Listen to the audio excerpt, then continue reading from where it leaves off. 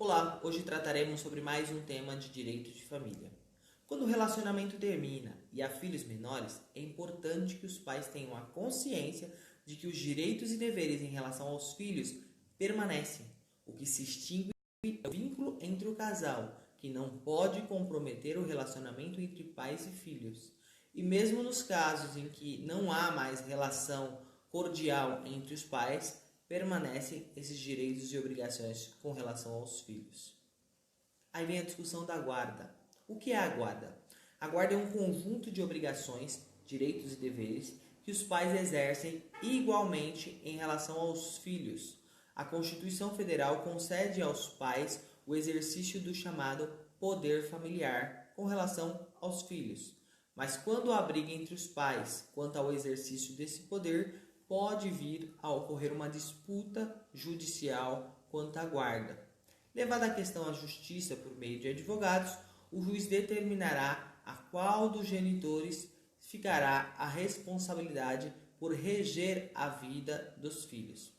Lembrando, a guarda obriga a prestação de assistência material, assistência moral, assistência educacional à criança ou adolescente, cabendo ao pai, que não tem a guarda, fiscalizar aquele que detém a guarda com relação às decisões a respeito do filho, pois a ausência da guarda não afasta o poder familiar, apenas prioriza, num caso de a opinião do detentor da guarda judicialmente determinada.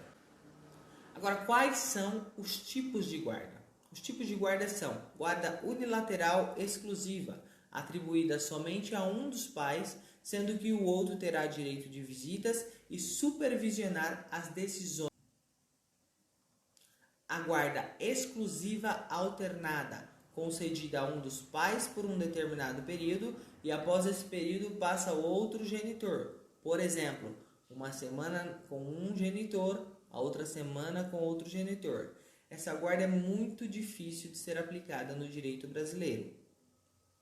E a guarda compartilhada, onde pai e mãe dividem as responsabilidades pelas decisões dos filhos.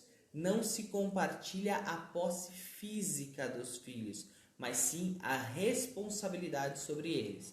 Essa modalidade dispensa a estipulação do regime de visita, mas na prática judiciária brasileira se aplica a determinação de fixação dos regimes de visitas para não causar transtorno aos filhos.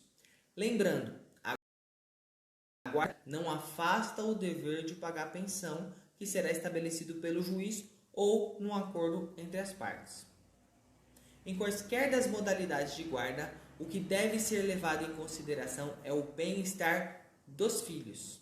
Ainda é possível modificar a guarda estabelecida, seja porque aquele que no momento da determinação da guarda tinha melhores condições e passou a não ter mais, ou pode ser por outros motivos, como por exemplo, a alienação parental pode modificar a guarda, o descuido com relação à saúde, à educação da criança, maus tratos e etc. Para estabelecer a guarda e as visitas, deve-se procurar um advogado de direito de família para entrar com um processo de regulamentação de guarda e visitas.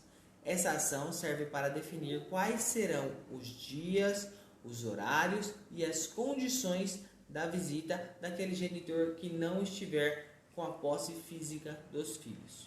O direito à visita do pai ou da mãe que não tem a guarda dos filhos é assegurado pela lei e caso ele venha a ser desrespeitado, é possível ainda ir até o juiz para se fazer cumprir a determinação legal do direito de visitas. E, se acontecer do filho ser levado pelo genitor que não possui a guarda e ele não entregar o filho no período determinado, a pessoa que detém a guarda deve buscar o judiciário para uma ação de busca e apreensão do menor para ter restabelecido essa guarda do seu filho que foi levado. Enfim, os pais, quer estejam juntos ou separados, têm obrigações e direitos perante aos seus filhos. E esses direitos e essas obrigações devem ser respeitadas por ambos.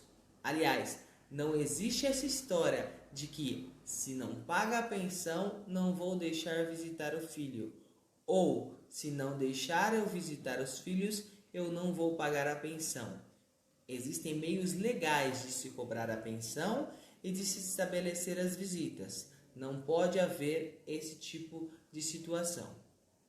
Essas e outras informações você deve ter na família, porque ele é o profissional adequado que irá orientar como você deve proceder no seu caso específico.